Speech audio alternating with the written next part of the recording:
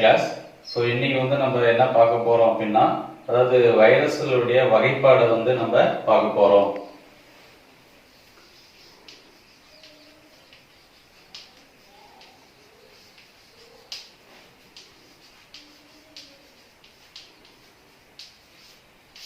வைரஸ்களுடைய வகைப்பாடு. வைரஸ்களுடைய வகைப்பாடு வந்து, அதாவது வைரஸ்களை பத்தி பல்வேறு வகைப்பாடுகள் கொடுத்திருந்தாலும், நம்மளுக்கு வந்து இங்க கொடுத்திருக்கக்கூடிய வகைப்பாடு வந்து யாருடைய வகைப்பாடு அப்படின்னு பார்த்தோம்னா, அதாவது 1971ஆம் ஆண்டு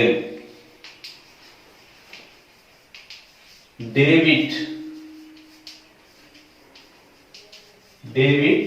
பால்டிமோர், அதாவது 1971ஆம் ஆண்டு டேவிட் பால்டிமோர் அப்படின்றவரால் வெளியிடப்பட்ட அந்த வகைப்பாடு தான் நம்மளுக்கு வந்து கொடுத்திருக்கிறாங்க.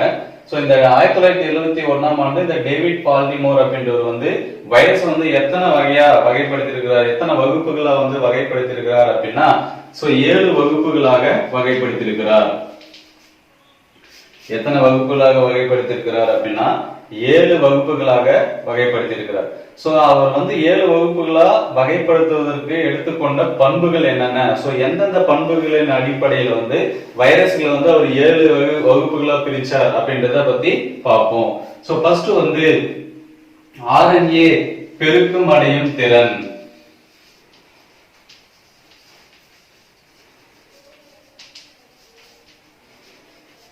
RNA பெருக்கம் அடையும் திறன் அப்படின்னு சொல்றோம். அதாவது அந்த வைரஸ்ல காணப்படக்கூடிய RNA-வானது எவ்வாறு பெருக்கம் அடையுது, அந்த பெருக்கம் அடையும் அப்படின்னா அதை எண்ணிக்கையில எப்படி அதிகரிக்கிறது அப்படின்றத பத்தி பார்க்கிறோம். RNA பெருக்கம் அடையும் திறன் அப்படின்னு சொல்றோம். ரெண்டாவது வந்து பார்த்தோம்னா, அதாவது உயிரினத்தினுடைய மரபணு தொகையோட இயற்கை தன்மை. மரபணு தொகையம்.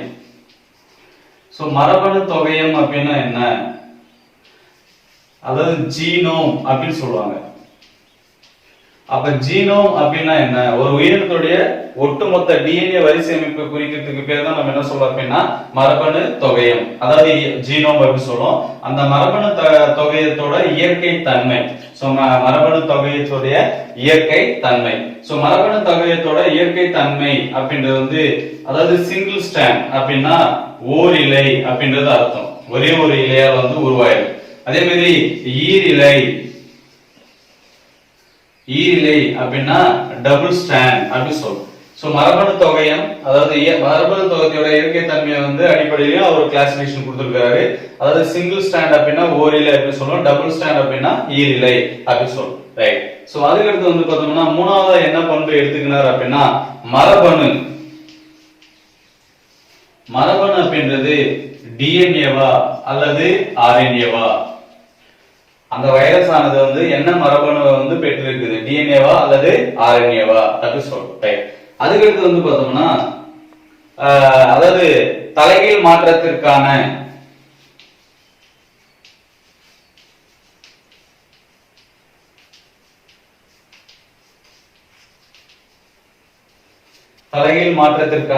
அதாவது ரிவர்ஸ் டிரான்ஸ்கிரிப்டேஸ்.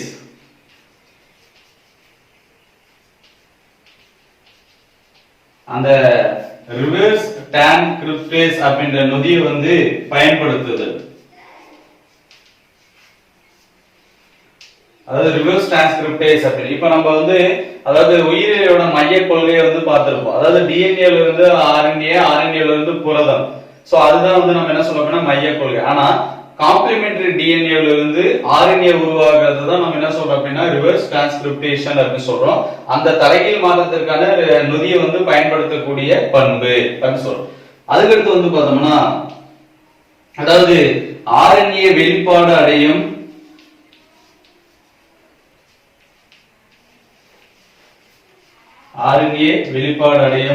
அல்லது வெளிப்பாடு அடையாத பண்பு.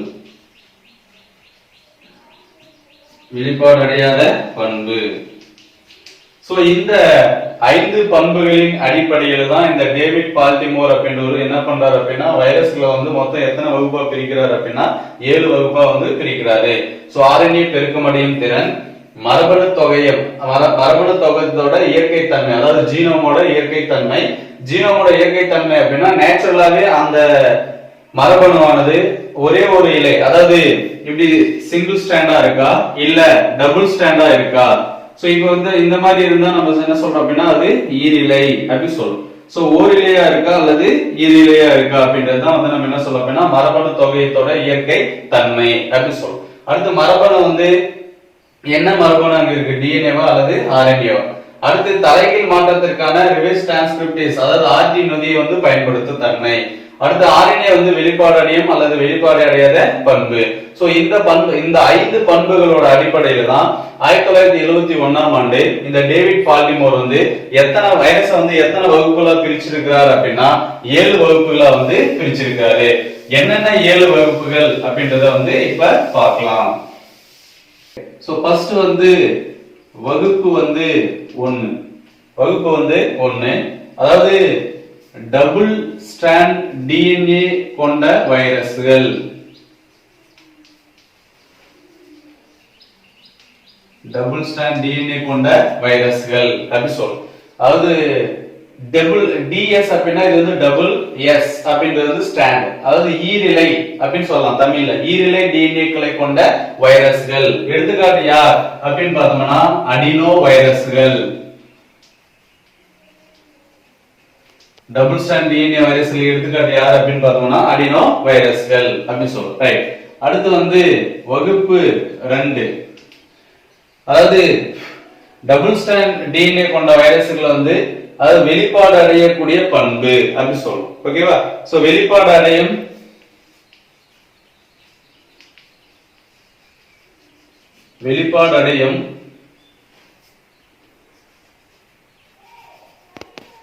சிங்கிள் ஸ்ட்ராண்ட் டிஎன்ஏ கொண்ட வைரஸ்கள்.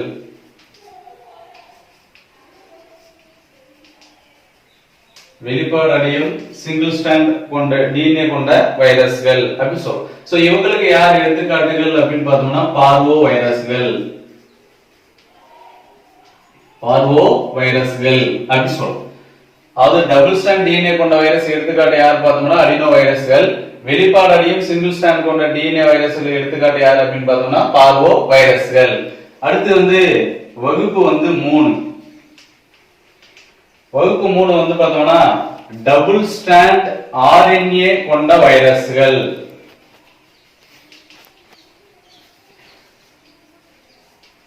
டபுள் ஸ்ட்ராண்ட் ஆர்என்ஏ கொண்ட வைரஸ்கள் அப்படி சொல்றோம். சோ இவங்களுக்கு வந்து யார் எடுத்துக்காட்டு சொல்லலாம் அப்படின்னா ரியோ வைரஸ்களை வந்து சொல்லலாம். ரியோ வைரஸ்கள் அப்படி சொல்றோம். ரைட். அதுக்கடுத்து வகுப்பு வந்து 4. வகுப்பு வந்து 4 வெளிப்பாடு அடையும்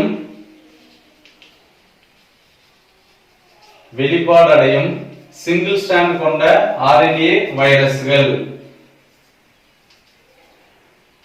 இவங்களுக்கு எடுத்துக்காட்டு யார சொல்லலாம் அப்படின்னா டோகா வைரஸ்கள்.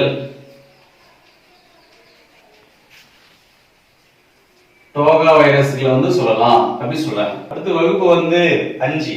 சோ வகுப்பு வந்து 5 வந்து பார்த்தோம்னா வெளிப்பாடு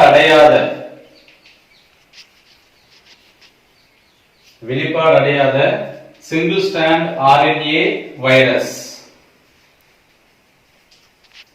வெளிப்பாடு அடையாத சிங்கிள் ஸ்ட்ராண்ட் ஆர்என்ஏ வைரஸ்.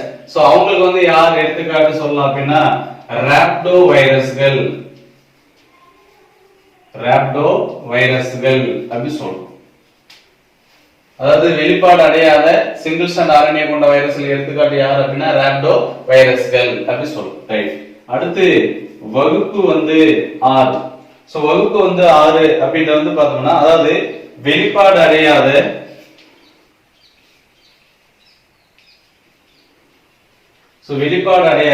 என்ன சொல்றோம் அப்படின்னா அதாவது வெளிப்பாடு அடையும்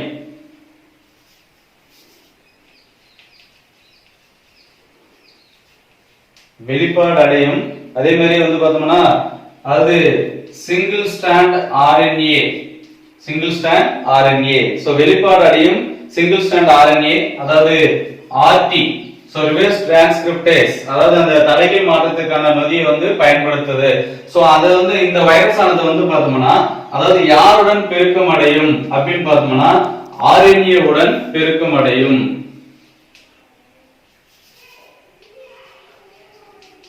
RNA உடன் வாழ்க்கை சுழற்சியில்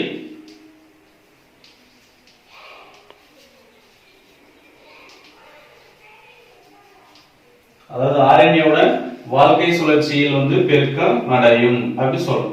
சோ இவங்களுக்கு எடுத்துக்காட்டு யார சொல்லலாம் அப்படின்னா ரெட்ரோ வைரஸ்கள்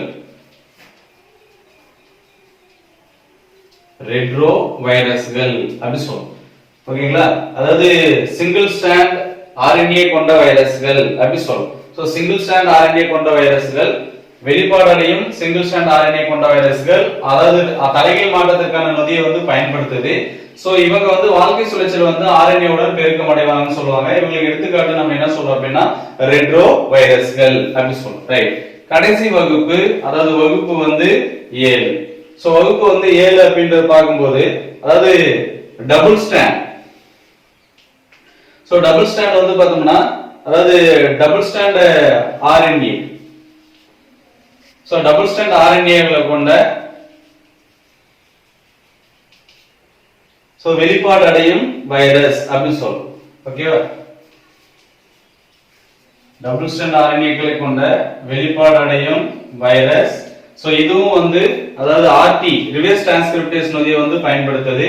சோ வெளிப்பாடு அடையும் வைரஸ்கள் அப்படி சொல்றோம். அதாவது இதோட வாழ்க்கை சுழற்சியில வந்து பார்த்தோம்னா என்ன பண்ணுவாங்க அப்படின்னா DNA உடன் பெருக்கம் அடைவாங்க.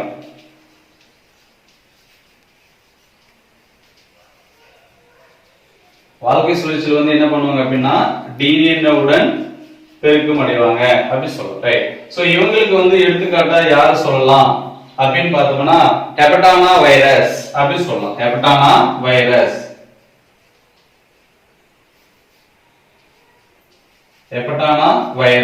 அப்படி சொல்றோம். அதாவது 1900 வைரஸ்களை பற்றி பல்வேறு வகைப்பாடுகள் வந்திருந்தாலும் 1971ஆம் ஆண்டு டேவிட் பால்டிமோர் அப்படின்ற அவரால் வெளியிடப்பட்ட வகைப்பாடு தான் நம்மளுக்கு வந்து கொடுத்திருக்காங்க. சோ அவங்க வந்து வகுப்பு 1 வந்து பார்த்தோம்னா டபுள் ஸ்ட்ராண்ட் DNA கொண்ட வைரஸ் அப்படின்னு சொல்றோம். எக்ஸாம்பிள் யாருன்னா அடினோ வைரஸ். வகுப்பு 2 வந்து பார்த்தோம்னா வெளிப்பாடு அடையும் சிங்கிள் ஸ்ட்ராண்ட் DNA கொண்ட வைரஸ்கள். எடுத்துக்காட்டு யாரு சொல்றோம் பார்வோ வைரஸ்கள். வகுப்பு 3 வந்து பார்த்தோம்னா டபுள் ஸ்ட்ராண்ட் RNA கொண்ட வைரஸ்கள். எடுத்துக்காட்டு வந்து ரியோ வைரஸ்கள். வகுப்பு 4 வந்து பார்த்தோம்னா வெளிப்பாடு அடையும் சிங்கிள் ஸ்ட்ராண்ட் RNA கொண்ட வைரஸ்கள். Toga virus.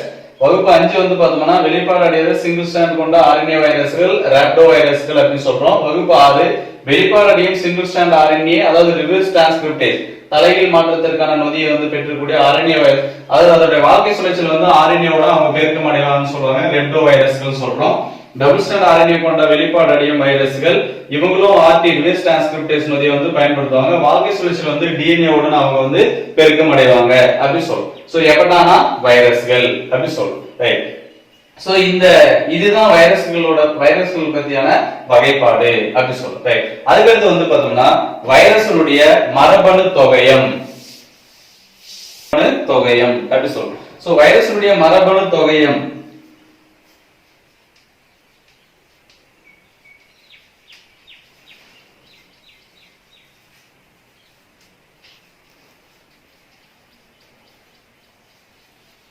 பார்த்தோம்னா 2 வகையான மரபணுக்கள் வந்து பெற்றிருக்கலாம்னு சொல்றாங்க. அதாவது ஒன்னு வந்து DNA அல்லது RNA. சோ வைரஸ் ஆனது வந்து பார்த்தோம்னா பொதுவா மரபணு வந்து எது பெற்றிருக்கலாம்னா DNA அல்லது RNA. ஏதாவது ஒரு மரபணு மட்டும் தான் பெற்றிருக்கும், ரெண்டுமே வந்து பெற்றிருக்காது அப்படி சொல்றோம். ஏதாவது ஒரே ஒரு மரபணு மட்டும் தான் அது வந்து பெற்றிருக்கும். அதாவது உட்கரு அமிலம் அப்படின்றது மரபணு தொகையம். சோ மரபணு தொகையம் அப்படின்னாவே ஒரு உயிரினத்துடைய ஒட்டுமொத்த DNA வரிசை வந்து நம்ம சொல்லலாம். ஒன்னு DNA இருக்கலாம் அல்லது RNA இருக்கலாம். சோ இந்த மரபணுவானது எப்படி சார் இருக்கலாம் அப்படின்னா நீண்ட இலை போன்றோ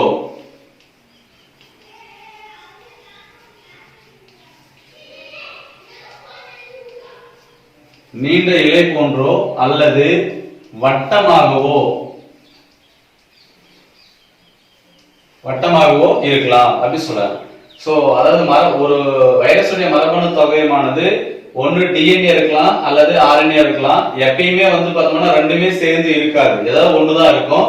சோ இந்த DNA அந்த மரபணு தொகையமானது எப்படி இருக்குன்னா நீண்ட இலை போன்று இருக்கலாம் அல்லது வட்டமாக இருக்கலாம் அப்படி சொல்றோம். ரைட்.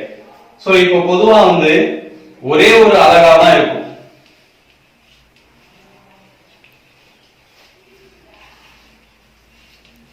இந்த மரபணுவானது எப்பயுமே வந்து என்ன சொல்றோம் அப்படின்னா ஒரே அழகா தான் இருக்கும். அதே ஒரே அழகா அப்படின்னா தொடர்ச்சியா, ஃபார் எக்ஸாம்பிள் இப்படி ரவுண்டா ஒரே ஒரு தொடர்ச்சியா தான் ஒரே அழகாக இருக்கும் அப்படி சொல்றோம். ஆனா நம்ம என்ன சொல்றோம் அப்படின்னா, அதாவது காயக்கலலை வைரஸ் அப்படி சொல்லுவாங்க. காயக்கலலை, அதே மாதிரி அதாவது பவுண்ட் டியூமர் அப்படி சொல்லுவாங்க. பவுண்ட் டியூமர் மற்றும் இன்ஃப்ளூயன்சா.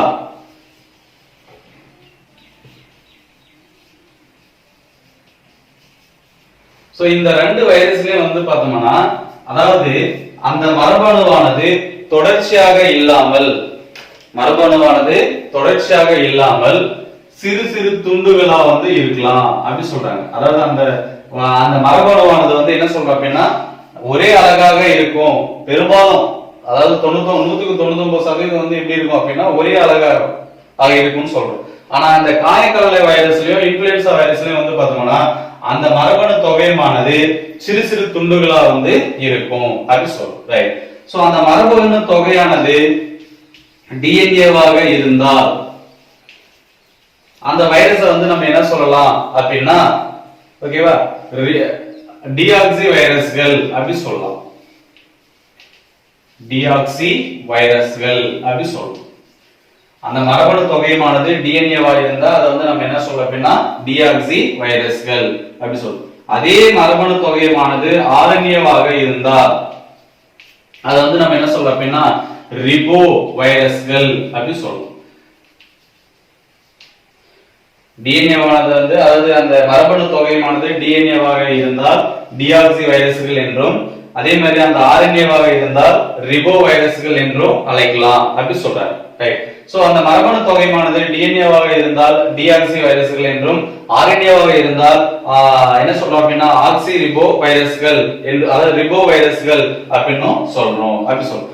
சோ இப்போ வந்து அதாவது டிஎன்ஏ வைரஸ்கள் ஆனது பொதுவாக விலங்கு மற்றும் பாக்டீரியா. சோ பொதுவா வந்து விலங்கு மற்றும் பாக்டீரியால வந்து பார்த்தோம்னா அந்த வைரஸோட மரபணு தொகையமானது என்னவா இருக்கும்னா டிஎன்ஏ வைரஸா இருக்கும் அப்படி சொல்றோம். ஆனா இதுல வந்து பார்த்தோம்னா அதாவது விதிவிலக்கு அப்படின்னு எக்செப்ஷனல் அப்படின்னு யாரை சொல்லலாம் அப்படின்னா ஹெச்ஐவி வைரஸ். சோ ஹெச்ஐவியோட வைரஸ் வந்து பார்த்தோம்னா மரபணு தொகையம் என்ன அப்படின்னா ஆர்என்ஏ. சோ பொதுவா விலங்கு மற்றும் பாக்டீரியால இருக்கக்கூடிய வைரஸோட மரபணு தொகையம் என்னவா இருக்கும் அப்படின்னா டிஎன்ஏவா இருக்கும். ஆனா ஹெச்ஐவி வைரஸ் அப்படின்றது ஒரு விலங்கு வைரஸ். ஆனா அதுல இருக்கக்கூடிய மரபணு தொகையம் வந்து என்ன அப்படின்னா ஆர்என்ஏ அப்படி சொல்றோம். அதே மாதிரி தாவர வைரஸ்கள் வந்து பெரும்பாலும் எப்படி இருக்கும் அப்படின்னா ஆர்என்ஏவை தான் பெற்றிருக்கும். தாவர வைரஸ்கள் இருக்கக்கூடிய மரபணுவானது பெரும்பாலும் ஆர்என்ஏவா இருக்கும். ஆனா காலிஃபிளவர் அதுக்கடுத்து வந்து பார்த்தோம்னா டிஎம்பி டொபாக்கோ மொசைக் வைரஸ், புகையிலை தேமல் வைரஸ் மற்றும் காலிஃபிளவர்ல வந்து பார்த்தோம்னா அந்த மரபணு தொகையமானது என்னவா இருக்கும் அப்படின்னா டிஎன்ஏவாக இருக்கும். அந்த மரபணு தொகையம் என்னவாக இருக்கும் டிஎன்ஏவா இருக்கும் அப்படி சொல்லும். அதாவது விலங்கு மற்றும் பாக்டீரியாக்கள்ல வந்து பெரும்பாலான வைரஸ் வந்து என்ன வைரஸ் இருக்குன்னா டிஎன்ஏ வைரஸ். ஏன்னா மரபணு தொகையம் வந்து டிஎன்ஏவா இருக்கும். அதுல எக்ஸெப்ஷனல் யார் அப்படின்னா ஹெச்ஐவி வைரஸ். அதுல வந்து பார்த்தோம்னா என்ன மரபணு தொகை இருக்குன்னா ஆர்என்ஏ இருக்கும். அதே மாதிரி தாவர வைரஸ்ல வந்து பார்த்தோம்னா பெரும்பாலும் வந்து என்ன மரபணு இருக்குன்னா ஆர்என்ஏவா இருக்கும். ஆனா இந்த காலிஃபிளவர் மொசைக் வைரஸ் அதாவது சிஎம்பி அப்படின்னு சொல்லுவாங்க, காலிஃபிளவர் மொசைக் வைரஸ், அதே மாதிரி டொபாக்கோ மொசைக் வைரஸ், இது ரெண்டுத்துலயும் வந்து பார்த்தோம்னா மரபணு தொகையம் வந்து என்னவா இருக்கும் அப்படின்னா டிஎன்ஏவாக இருக்கும் அப்படி சொல்றோம். ரைட். சோ உட்கரு அமிலங்கள் வந்து பொதுவா உட்கரு அமிலமானது பொதுவா எப்படி இருக்கலாம் அப்படின்னா ஒண்ணு டிஎன்ஏவா இருக்கலாம் அல்லது ஆர்என்ஏவாக இருக்கலாம் அப்படி சொல்றாங்க. உட்கரு அமிலங்களானது பொதுவாக வந்து என்ன சொல்லலாம் அப்படின்னா டிஎன்ஏ அல்லது ஆர்என்ஏ, அதாவது ஓரிலை அல்லது ஈரிலை அப்படி சொல்றோம். அதாவது சிங்கிள் ஸ்டாண்ட் அல்லது டபுள் ஸ்டாண்ட் அப்படி சொல்றோம். அப்படி சொல்றோம். ரைட். சோ இப்போ ஓரிலை அதாவது நம்ம சிங்கிள் ஸ்டாண்ட் டிஎன்ஏ அப்படி சொல்லுவோம். ஓரிலை டிஎன்ஏ, சிங்கிள் ஸ்ட்ராண்ட் டிஎன்ஏவுக்கு எடுத்துக்காட்டு யார சொல்லலாம் அப்படின்னா பார்வோ வைரஸ்கள், பார்வோ வைரஸ்கள் அப்படி சொல்லுவோம். ஓரிலை டிஎன்ஏ, ரைட். அடுத்து ஈரிலை டிஎன்ஏ, ஈரிலை டிஎன்ஏவுக்கு எடுத்துக்காட்டு யார சொல்லலாம் அப்படின்னா பாக்டீரியோஃபேஜ், பாக்டீரியோஃபேஜ். ஈரிலை டிஎன்ஏவுக்கு எடுத்துக்காட்டு யார சொல்லலாம் அப்படின்னா பாக்டீரியோஃபேஜ். அதே மாதிரி ஓரிலை ஆர்என்ஏ, அதாவது சிங்கிள் ஸ்ட்ராண்ட் ஆர்என்ஏ அப்படி சொல்லுவோம். சோ இந்த சிங்கிள் ஸ்ட்ராண்ட் ஆர்என்ஏவுக்கு எடுத்துக்காட்டு யார சொல்லலாம் அப்படின்னா டிஎம்வி, டொபாக்கோ மொசைக் வைரஸ் அப்படி சொல்றோம். டொபாக்கோ மொசைக் வைரஸ் வந்து சொல்லலாம். அதே மாதிரி டபுள் ஸ்ட்ராண்ட் ஆர்என்ஏ, சோ இவங்களுக்கு எடுத்துக்காட்டு யார சொல்லலாம் அப்படின்னா காயக்கலலை, காயக்கலலை வைரஸ் வந்து நம்ம சொல்லலாம் அப்படி சொல்லலாம். டபுள் ஸ்ட்ராண்ட் ஆர்என்ஏ, அதாவது அந்த உட்கரு அமிலமானது ஒன்று டிஎன்ஏ இருக்கலாம் இல்லைன்னா ஆர்என்ஏ இருக்கலாம். அதாவது அந்த ஓரிலை அல்லது ஈரிலை, சிங்கிள் ஸ்ட்ராண்டா அல்லது டபுள் ஸ்ட்ராண்டா. சோ அந்த சிங்கிள் ஸ்ட்ராண்டா அல்லது டபுள் ஸ்ட்ராண்டா அப்படின்றத பொறுத்து அந்த வைரஸ்ல வந்து 4 வகையா பிரிச்சிருக்காங்க. ஓரிலை ஆர்என்ஏவுக்கு, அதாவது ஓரிலை டிஎன்ஏவுக்கு எடுத்துக்காட்டு யார் அப்படின்னா பார்வோ வைரஸ்கள், ஈரிலை டிஎன்ஏவுக்கு எடுத்துக்காட்டு யாருன்னா பாக்டீரியோஃபேஜ், ஓரிலை ஆர்என்ஏவுக்கு எடுத்துக்காட்டு யார் அப்படின்னா டிஎம்பி, டபுள் ஸ்ட்ராண்ட் ஆர்என்ஏவுக்கு எடுத்துக்காட்டு யார் அப்படின்னா காயக்கலலை அப்படி சொல்றோம். சோ வைரஸ்களோட மரபணு தொகையமானது, அதாவது வைரஸ்களோட மரபணு தொகையும் பெரும்பாலும் டிஎன்ஏவா இருக்கலாம் அல்லது ஆர்என்ஏவா இருக்கலாம். ஆனா ரெண்டுமே எப்பயுமே இருக்காது, ஏதாவது ஒண்ணுதான் இருக்கும்.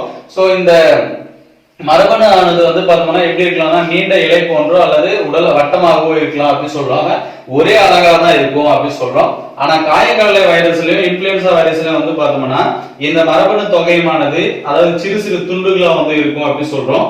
சோ டிஎன்ஏ வந்து, அதாவது அந்த மரபணு தொகையமானது டிஎன்ஏவா இருந்தால் அது வந்து டிஆக்சி வைரஸ்கள் அப்படின்னும், ஆர்என்ஏவாக இருந்தால் ரிபோ வைரஸ்கள் அப்படின்னும் அழைக்கலாம். அதே மாதிரி விலங்கு மற்றும் பாக்டீரியாக்கள் வந்து இருக்கக்கூடிய வைரஸ்களானது வந்து டிஎன்ஏ வைரஸ்கள். ஆனா எச்ஐவி வைரஸ் அப்படின்றது ஒரு டிஎன்ஏ வைரஸ் தான், அதாவது விலங்கு வைரஸ் தான். ஆனா அதுல இருக்கக்கூடிய மரபணு வந்து எப்படி இருக்குன்னா ஆர்என்ஏவாக இருக்கும்.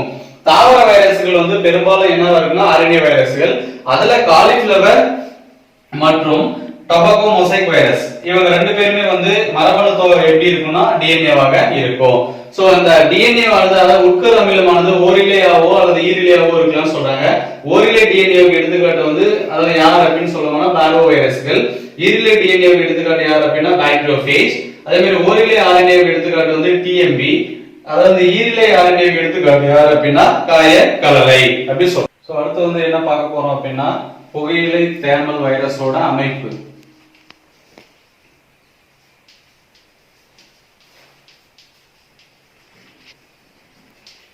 புகையிலை தேமல் வைரஸோட அமைப்பு. சோ இந்த புகையிலை தேமல் வைரஸோட வந்து யார் கண்டுபிடிச்சாங்க அப்படின்னா அதாவது 1892ஆம் ஆண்டு சோ டிமிட்ரி ஐவான்ஸ்கி அப்படின்றவர் வந்து நோயுற்ற புகையிலை தாவரத்தோட இலைச்சாற்றில் இருந்து இந்த புகையிலை தேமல் வைரஸ் வந்து கண்டுபிடிச்சாரு. சோ இந்த புகையிலை தாவர அதாவது இந்த தேமல் வைரஸ் ஆனது நம்ம என்ன சொல்றோம் அப்படின்னா செடிபேன், அதாவது ஹேபிட்ஸ் அப்படி சொல்லுவாங்க. சோ செடிபேன் அல்லது வெட்டுக்கிளி, செடிபேன் அல்லது வெட்டுக்கிளி. சோ அதாவது 1892ஆம் ஆண்டு டிமிட்ரி ஐவான்ஸ்கி அப்படின்றவர் வந்து அதாவது இந்த நோயுற்ற புகையிலை சாற்றில் இருந்து அந்த புகையிலை தேமல் வைரஸ் வந்து கண்டுபிடிக்கிறாரு. இது நோயுற்ற தாவரத்திடமிருந்து நோய் இல்லாத தாவரத்துக்கு வந்து எப்படி பரவுது, யார் வழியா பரவுறாங்க, யார் அதை கடத்திட்டு போறாங்க, அந்த நோய்க்காரனை வந்து யார் கடத்திட்டு போறாங்க அப்படின்னா ஒண்ணு வந்து செடிபேன், இன்னொன்னு வந்து வெட்டுக்கிளி. சோ செடிபேன் அல்லது வெட்டுக்கிளியின் மூலமாக ஒரு இடத்துல இருந்து அதாவது நோய் பாதித்த தாவரத்திலிருந்து நோய் பாதிப்பு அடையாத தாவரத்துக்கு வந்து கடத்திட்டு போறாங்க. யார் இவங்க தான் வந்து அந்த நோய் கடத்திகள். ஒண்ணு செடிபேன், இன்னொன்னு வந்து வெட்டுக்கிளிகள் அப்படின்னு சொல்றோம். ரைட். சோ இப்ப இவங்க வந்து இந்த செடிபேன் அல்லது வெட்டுக்கிளி மூலமாக அந்த புகையிலை தேமல் வைரஸ் ஆனது ஒரு நோய் தொற்று இல்லாத தாவரத்துக்கு வந்து தாக்கும் போது சோ முதல் அறிகுறியாக வந்து நம்ம எதை வந்து அந்த புகையிலை தாவரத்துல வந்து நம்ம முதல் நோய் அறிகுறியா வந்து நம்மளுக்கு என்ன தெரியும் அப்படின்னு பார்த்தோம்னா அதாவது நரம்பிடை நரம்பிடை பச்சைய சோகை நோய். முதல் நோய் அறிகுறி வந்து நம்மளுக்கு என்ன தெரியும் அப்படின்னா நரம்பிடை பச்சை சோகை நோய் அப்படின்னு சொல்லுவோம். அதாவது நரம்பிடை பச்சை சோகை நோய் அப்படின்னா அந்த தாவரத்தினுடைய இலைகளானது இந்த மாதிரி இருக்கு அப்படின்னா சோ இந்த நரம்புல வந்து பார்த்தோம்னா நரம்பிடை பச்சை சோகை நோய் அப்படின்னா அதாவது அந்த பச்சையத்தன்மையை வந்து இழக்கிறது. சோ பச்சையத்தன்மை வந்து அது இழந்துடும். சோ முதல் நோய் அறிகுறியா வந்து நம்ம என்ன சொல்றோம் அப்படின்னா நரம்பிடை பச்சை சோகை நோய் வந்து தோன்றும் அப்படின்னு சொல்றோம். அது மட்டும் இல்லாம அங்கங்க வந்து பார்த்தோம்னா மஞ்சள் நிறத்துல வந்து பார்த்தோம்னா அந்த தேமல் புள்ளிகள் வந்து அந்த இலையில வந்து தோன்ற ஆரம்பிக்கும் அப்படின்னு சொல்றாங்க. முதல் நோய் அறிகுறி என்ன அப்படின்னா நரம்பிடை பச்சை சோகை நோய். அதாவது அந்த நரம்பிடை பச்சை சோகை நோயை தொடர்ந்து அறிகுறியை தொடர்ந்து தேமல் அதாவது பச்சை நிற தேமல் புள்ளிகளானது அல்லது மஞ்சள் நிற தேமல் புள்ளிகளானது அந்த இலைப்பகுதி முழுவதுமா வந்து நம்மளுக்கு தெரியும் அப்படின்னு சொல்றாங்க. சோ அப்படி இந்த அறிகுறி தோன்றின உடனே அந்த இலைகளானது கீழ் நோக்கி மடிந்து என்ன பண்ணோம் அப்படின்னா அந்த மகசூலானது குறைஞ்சிடும். தாவரத்துடைய மகசூலானது குறைஞ்சிரும் அப்படின்னு சொல்லுவோம். அப்ப இந்த புகையிலை தேமல் வைரஸை வந்து முதல்ல 1892ஆம் ஆண்டு டிமிட்ரி ஐவான்ஸ்கி அப்படின்றவர் கண்டுபிடிக்கிறாரு. அதாவது தேமல் வைரஸால பாதிக்கப்பட்ட அந்த புகையிலை சாற்றில் இருந்து அந்த வைரஸ் வந்து பிரிச்சு எடுக்கிறாரு. நோய் பாதித்த செடியிலிருந்து யார் மூலமா வந்து நோய் பாதிக்காத செடிக்கு அது பரவுது அப்படின்னு பார்த்தோம்னா ஒண்ணு செடிப்பேன் அதாவது ஹேபிட்ஸ் சொல்லுவாங்க, இன்னொன்னு வந்து வெட்டுக்கிளி மூலமா வந்து பரவுது. அப்படி இந்த வெட்டுக்கிளி அந்த செடிப்பேன் மூலமா பரவிச்சுன்னா முதல் நோய் அறிகுறியா நம்மளுக்கு என்ன தெரியும் அப்படின்னா நரம்பிடை பச்சை சோகை நோய் அப்படி சொல்லும். அப்ப அந்த நரம்பிடை பச்சை சோகை நோய்னா அந்த நரம்புகள்ல அதாவது அந்த இலை அமைப்புல காணப்படக்கூடிய அந்த நரம்புகள்ல இருக்கக்கூடிய பச்சை தன்மை வந்து அது இழந்துரும். அதை தொடர்ந்து ஆங்காங்க வந்து பார்த்தோம்னா மஞ்சள் நிற புள்ளிகளானது அந்த இலையில வந்து தோன்றும். சோ அப்படி தோன்றின உடனே அந்த இலைகளானது மடிந்து கீழ் நோக்கி காணப்படும். அப்படி காணப்படுறதுனால அந்த தாவரத்துடைய மகசூலானது வந்து என்ன பண்ணும் அப்படின்னா குறைய ஆரம்பிச்சிடும் அப்படி சொல்றோம். ரைட். சோ எலக்ட்ரான் நுண்ணோக்கின் வழியாக நம்ம வந்து இந்த புகையிலை தேமல் வைரஸ் வந்து நம்ம உற்று நோக்கும் போது அது எப்படி சார் இருக்கும் அப்படின்னு பார்த்தோம்னா அதாவது என்ன வடிவத்துல இருக்கும் அப்படின்னு பார்த்தோம்னா கோல் வடிவம். எந்த வடிவத்துல இருக்கும்? கோல் வடிவத்துல வந்து இருக்கும் அப்படி சொல்லுவோம். அதாவது இந்த புகையிலை தேமல் வைரஸ் வந்து நம்ம எலக்ட்ரான் நுண்ணோக்கியின் வழியா வந்து அப்சர்வ் பண்ணும்போது எந்த வடிவத்தில் இருக்கும் அப்படின்னு பார்த்தோம்னா கோல் வடிவத்தில் இருக்கும். அந்த அமைப்பு வந்து எப்படி இருக்கும் அப்படின்னா அதாவது சுருள் வடிவத்துல இருக்கும்.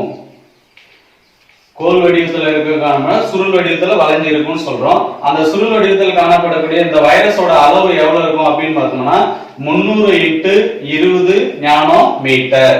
300x20 நானோ மீட்டர் அளவுடையது அப்படின்னு சொல்றோம். ரைட். சோ இந்த சுருள் வடிவத்துல வந்து இதோட மூலக்கூறு எடை எவ்வளவு இருக்கும்? இந்த புகையிலை தேமல் வைரஸோட மூலக்கூறு எடை அப்படி சொல்றோம். அதாவது 36x10�9 டால்டன்.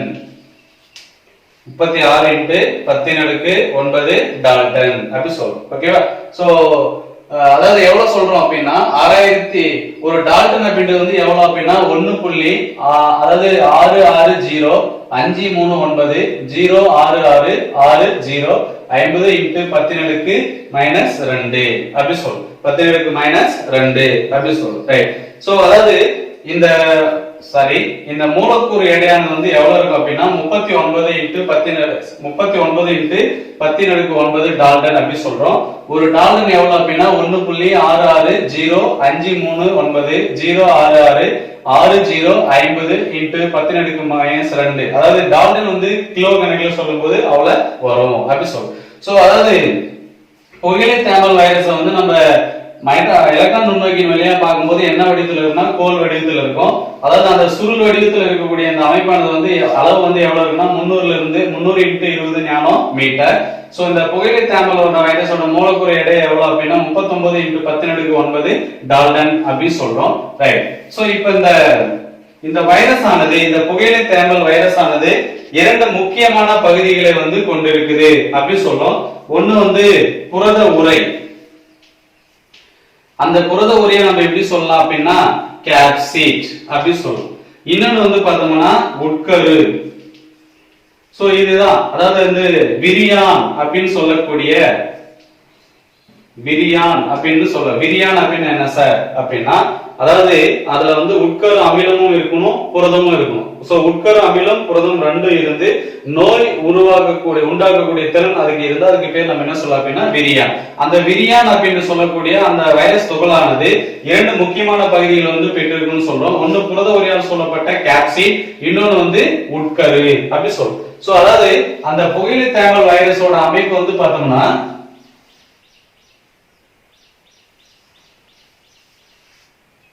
சோ அந்த புகையிலை தேமல் வைரஸோட அமைப்பானது வந்து நம்மளுக்கு எப்படி இருக்கும் அப்படின்னா இந்த மாதிரி இருக்கும்.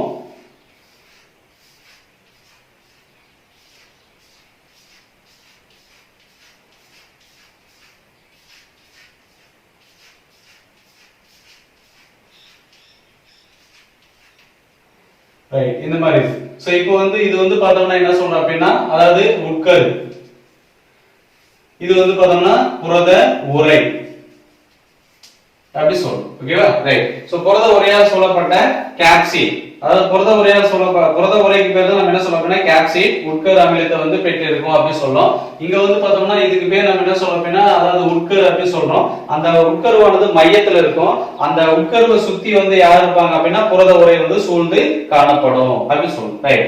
அதாவது இந்த புரத உரையானது நம்ம என்ன சொல்றோம் அப்படின்னா அதாவது ஏறத்தாழ 2130 ஓகேவா அதாவது புரத ஒத்த அமைப்பு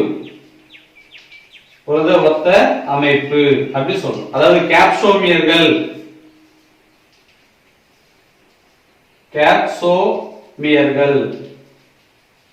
சோ இந்த 2130 அதாவது புரத ஒத்த அமைப்புக்கு பேர் நம்ம என்ன சொல்றோம் அப்படின்னா கேப்சோமியர்கள்.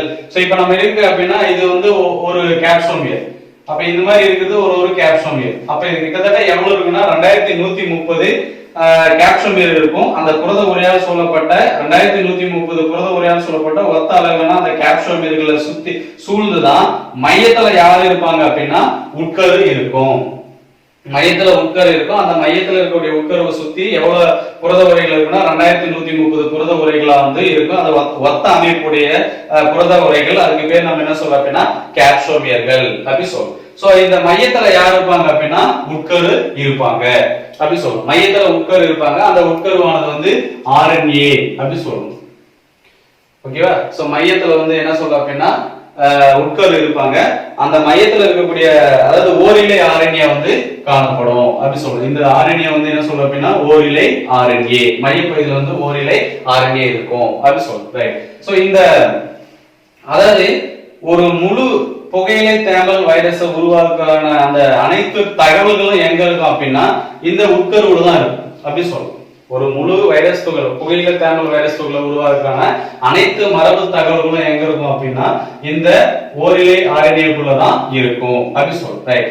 சோ இது வந்து இந்த ஓரிலை RNA வானது எத்தனை நியூக்ளியோடைடுகளை வந்து அப்படின்னா முதல்ல இந்த புகையிலை தேமல் வைரஸை வந்து யார் கண்டுபிடிச்சார் அப்படின்னா 1892 டிமிட்ரி ஐவானோவ்ஸ்கி அப்படின்றவர் கண்டுபிடிச்சாரு.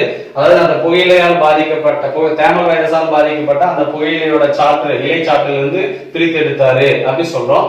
இந்த புகையிலை தேமல் வைரஸால் பாதிக்கப்பட்ட அந்த தாவரத்திலிருந்து செடிப்பேன் அல்லது வெட்டிக்கிளை மூலமாக அதாவது நோய் பாதிக்கப்படாத தாவரத்துக்கு வந்து அது கடத்திட்டு போய் அங்க நோயை உண்டாக்குது அப்படின்னு பார்க்கும். சோ முதல் நோய் அறிகுறி என்ன தெரியும் அப்படின்னா நம்மளுக்கு வந்து நரம்படை பச்சை சோகை நோய். அந்த நரம்படை பச்சை சோகை நோய் தான் நம்மளுக்கு வந்து முதல் அறிகுறின்னு சொல்றோம். அதை தொடர்ந்து அந்த இலைப்பகுதி முழுவதுமாக மஞ்சள் நிற தேமல் புள்ளிகள் வந்து அங்கங்க தோன்றும். அதை தொடர்ந்து இலை வந்து கீழ் நோக்கி மடிந்து காணப்படும். அப்படி மடிந்து காணப்பட்டா அந்த மகசூலானது குறையும் அப்படி சொல்லும். சோ இதோட அமைப்பு வந்து பார்த்தோம்னா அதாவது மைக்ரோஸ்கோப் வழியா பார்க்கும்போது அதாவது கோல் வடிவத்தில் இருக்கும். சுருள் அமைப்புடைய இந்த வைரஸோட அளவு வந்து பார்த்தோம்னா 300 × 20 நானோமீட்டர் அப்படி சொல்றோம். 39 × 10⁹ டாலர் மூலக்கூறு எடை வந்து கொண்டிருக்கும் அப்படி சொல்றோம். வீரியான் அப்படின்னு சொல்லக்கூடிய அந்த வைரஸ் துகளானது வீரியான் அப்படின்னா புரத உரை மற்றும் உட்கரு அமிலம் ரெண்டுமே பெற்று இருக்கணும். நோயை உண்டாக்கும் திறனும் இருந்தா அதுக்கு பேர் நம்ம என்ன சொல்ல அப்படின்னா வீரியான். புரத உரையால் சொல்லப்பட்ட கேப்சிட் அதே மாதிரி உட்கரு அப்படின்ற ரெண்டு அமைப்பு வந்து முக்கியமான பகுதியில் வந்து அது பெற்று இருக்குன்னு சொல்றோம். அதாவது 2130 புரத ஒத்த அமைப்பு அதாவது கேப்சோமியர்கள் வந்து சூழ்ந்து காணப்படுது. மையத்துல வந்து உட்கரு இருக்குன்னு சொல்றோம். அந்த உட்கரு வந்து பார்த்தோம்னா ஓரிலை RNA சொல்றோம். அந்த ஓரிலை RNAல வந்து ஒரு முழு புகையிலை தேமல் வைரஸ் உருவாக்குற அனைத்து தகவல்களும் அதுல வந்து இருக்குன்னு சொல்றோம். அந்த உட்கரு அதாவது ஓரிலை ஆர்என்ஏ வந்து எத்தனை நியூக்ளியோடைடுகளை வந்து பெற்றிருக்கும் அப்படின்னு பார்த்தோம்னா சுமார் 6500 நியூக்ளியோடைடுகளை வந்து பெற்றிருக்கும் அப்படின்னு பார்க்கணும். அடுத்து வந்து நம்ம என்ன பார்க்க போறோம் அப்படின்னா பாக்டீரியோபேஜ். நான் ஏற்கனவே உங்களுக்கு சொல்லியிருக்கிறேன், அதாவது பாக்டீரியங்களை தாக்கி அழிக்கக்கூடிய அந்த வைரஸுக்கு பேர் நம்ம என்ன சொல்றோம் அப்படின்னா பாக்டீரியோபேஜ் அப்படின்னு சொல்றோம். அது கிரேக்க மொழியில வந்து பேஜின் அப்படின்னா என்ன அர்த்தம் அப்படின்னா, கிரேக்கத்துல வந்து பேஜின் அப்படின்னா என்ன அப்படின்னா உண்ணுவது அப்படின்றது அர்த்தம். அதாவது பாக்டீரியா உண்ணிகள் அப்படி சொல்லுவாங்க. பாக்டீரியோபேஜ் பாக்டீரியாக்களை தாக்கி அழிக்கக்கூடிய வைரஸ்களுக்கு பேர் நம்ம என்ன சொல்ல அப்படின்னா பாக்டீரியோபேஜ். இந்த கிரேக்க மொழியில பேஜின் அப்படின்னா என்ன அர்த்தம் அப்படின்னா உண்ணுவது. சோ பாக்டீரியோபேஜ் அப்படின்னா பாக்டீரியா உண்ணிகள் அப்படின்னு நம்ம அதை சொல்லலாம் அப்படி சொல்றாங்க. சோ இந்த பாக்டீரியா பேஜ்கள் வந்து பெரும்பாலும் எங்க இருக்கும் அப்படின்னா பால், அதே மாதிரி மண், கழிவுநீர், காய்கறிகள், அடுத்து வந்து பார்த்தோம்னா பழங்கள். இந்த பாக்டீரியோபேஜ் அப்படின்றது பெரும்பாலும் எங்கெங்கெல்லாம் இருக்கும் அப்படின்னா மண்ணுல இருக்கலாம், பால்ல இருக்கலாம், கழிவுநீர்ல இருக்கலாம், காய்கறிகள் இருக்கலாம், பழங்கள்ல இருக்கலாம் அப்படி சொல்றோம். சோ அதாவது பாக்டீரியாக்களை தாக்கி அழிக்கக்கூடிய வைரஸ்களுக்கு பேர் நம்ம என்ன சொல்றோம்னா பாக்டீரியோபேஜ் அப்படின்னு சொல்றோம். கிரேக்க மொழியில வந்து பேஜின் அப்படின்னா என்ன அர்த்தம் அப்படின்னா உண்ணுவது அப்படின்ற அர்த்தம். அதாவது பாக்டீரியா உண்ணிகள் அப்படின்னு இந்த பாக்டீரியோபேஜ் சொல்லலாம். இந்த பாக்டீரியோபேஜ்கள் வந்து பெரும்பாலும் எங்க இருக்குன்னா பால்ல இருக்கலாம், மண், கழிவுநீர், காய்கறிகள், பழங்கள்ல வந்து இருக்கலாம் அப்படி சொல்றோம். சரி, அடுத்து இந்த பாக்டீரியோபேஜோட அமைப்பு எப்படி இருக்கும் அப்படின்றத பத்தி பார்க்கலாம். ரைட்.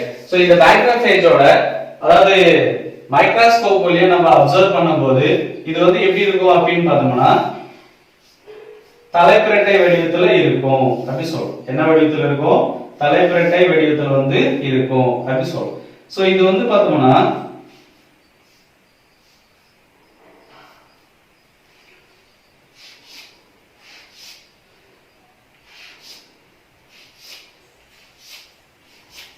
அதாவது இந்த பாக்டீரியோபேஜ் அப்படின்றது வந்து பார்த்தோம்னா தலைகீழ அதாவது தலைப்பிரட்டை வடிவத்துல இருக்கும் அப்படின்னு சொல்றோம். அதாவது அந்த தலைப்பகுதியானது வந்து எந்த வடிவத்துல இருக்கும்னு சொல்றோம் அப்படின்னா அருங்கோண வடிவத்துல வந்து இருக்கும் அப்படின்னு சொல்றோம். சோ அருங்கோண வடிவத்துல இருக்கக்கூடிய இந்த தலைப்பகுதியில வந்து பார்த்தோம்னா அந்த டிஎன்ஏ ஆனது வந்து பார்த்தோம்னா அதாவது ஓரிலை டிஎன்ஏ ஆனது வந்து காணப்படும் அப்படின்னு சொல்றோம். ஓகேவா? சோ சாரி ஈரிலை டிஎன்ஏ ஆனது வந்து காணப்படும் அப்படின்னு சொல்றோம். அதாவது இது வந்து தலைப்பகுதி அப்படின்னு சொல்றோம்.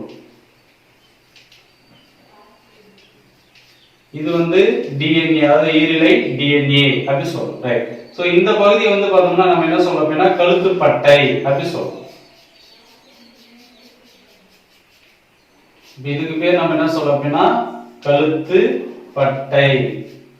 இது வந்து வால் பகுதி, அதாவது உள்ளீடற்ற வால் பகுதி அப்படி சொல்றோம். ரைட். சோ இது இங்க வந்து பார்த்தோம்னா இது வந்து என்ன சொல்றோம் அப்படின்னா வால் நார்கள். இது வந்து நம்ம என்ன சொல்றோம் அப்படின்னா முட்கள் அப்படி சொல்றோம். ரைட். அதாவது அந்த T4 பாக்டீரியோபேஜோட அமைப்பானது வந்து பார்த்தோம்னா மைக்ரோஸ்கோப் வழியா உற்று நோக்கும்போது தலைப்பிரட்டை வடிவத்தில் இருக்குன்னு சொல்றோம். அந்த தலைப்பகுதியானது வந்து எந்த வடிவத்தில் இருக்கும் அப்படின்னு பார்த்தோம்னா அருங்கோண வடிவத்தில் இருக்குன்னு சொல்றோம். இந்த தலைப்பகுதியானது வந்து பார்த்தோம்னா சுமார் 2000 எத்தனை வந்துன்னா 2000 புரத துணை அலகுகளால் காணப்படும். புரத துணை அலகுகளால் சூழ்ந்து காணப்படும் அப்படி சொல்றோம்.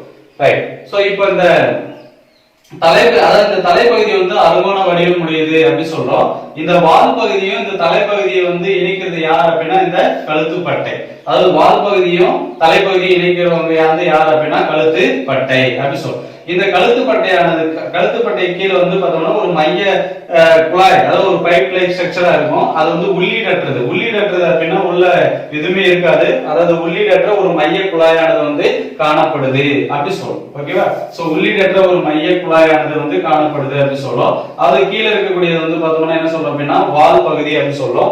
இந்த வால் பகுதியானது வந்து பார்த்தோம்னா நம்மளுக்கு எத்தனை வாழ்நார்களை வந்து பெற்றிருக்குன்னா 6 வாழ்நார்களையும் 6 முட்களையும் பெற்றிருக்கும் அப்படி சொல்றோம். இந்த வாழ்நார்களோட முதன்மையான பணி என்ன அப்படின்னா அதாவது பேஜோட பெருக்க நிலையின் போது அதாவது ஓமைரி பாக்டீரியா செல்லோட மேற்பரப்புல போயிட்டு ஒட்டிக்கிறதுக்காக யாரு உதவுறாங்க அப்படின்னா இந்த பாக்டீரியா அதாவது வாழ்நார்களானது வந்து உதவுது அப்படின்றது பார்க்கணும். சோ அதாவது பெருக்க சுழற்சியின் போது ஓம்புயிரி பாக்டீரியா செல்லோட போயிட்டு அட்டாச் இணையத்துக்கு வந்து யார் பயன்படுறாங்க அப்படின்னா இந்த வாழ்நார்களானது வந்து பயன்படுது. எத்தனை வாழ்நார்கள் இருக்குன்னா 6 வாழ்நார்கள் இருக்கும். எத்தனை முட்கள் இருக்கும் அப்படின்னு பார்த்தோம்னா 6 முட்களானது வந்து காணப்படும் அப்படி சொல்றோம். அதாவது இந்த மையப்பகுதியில காணப்படக்கூடிய அந்த ஈரிலை டிஎன்ஏ ஆனது வந்து எவ்வளவு நானோமீட்டர் அளவுடையது அப்படின்னு பார்த்தோம்னா ஒரு 50 நானோமீட்டர் அளவுடையது அப்படி சொல்றோம். 50 நானோமீட்டர் அளவுடையது. இந்த 50 நானோமீட்டர் அளவுடைய டிஎன்ஏ வந்து பார்த்தோம்னா அதாவது அந்த பேஜோட நீளத்தை விட 1000 மடங்கு நீளம் உடையதுன்னு சொல்றோம். பேஜோட நீளத்தை விட 1000 மடங்கு நீளம் உடையது அப்படி சொல்றோம். ஓகேவா? சோ இந்த அதாவது நம்ம என்ன சொல்றோம் அப்படின்னா ஒரு பாக்டீரியோபேஜோட அமைப்பு வந்து நம்ம மைக்ரோஸ்கோப்ல அப்சர்வ் பண்ணும்போது தலைப்பிரட்ட வடிவத்துல இருக்கலாம்னு சொல்றாங்க.